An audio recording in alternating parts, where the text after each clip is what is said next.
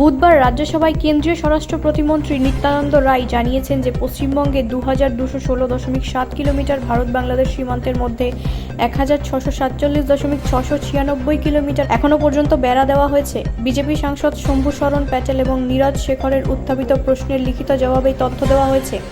569.4 kilometre বাকি অংশের মধ্যে যা এখনও বেড়া এবং অন্য সীমান্তর অবকাঠামোগত কাজের আওতায় পড়েনি। 112.780 কিলোমিটার অসম্ভাব্য এবং 456.224 কিলোমিটার সম্ভবপর। পশ্চিমবঙ্গের সম্ভাব্য আন্তর্জাতিক সীমান্ত দৈর্ঘ্যের 456.224 কিলোমিটারের মধ্যে 77.935 কিলোমিটার জমি কার্যকরী সংস্থার কাছে হস্তান্তর করা হয়েছে। 378.289 কিলোমিটারের বাকি অংশের জন্য 148.971 কিলোমিটার জমি রাজ্য সরকার এখনও শুরু করেনি।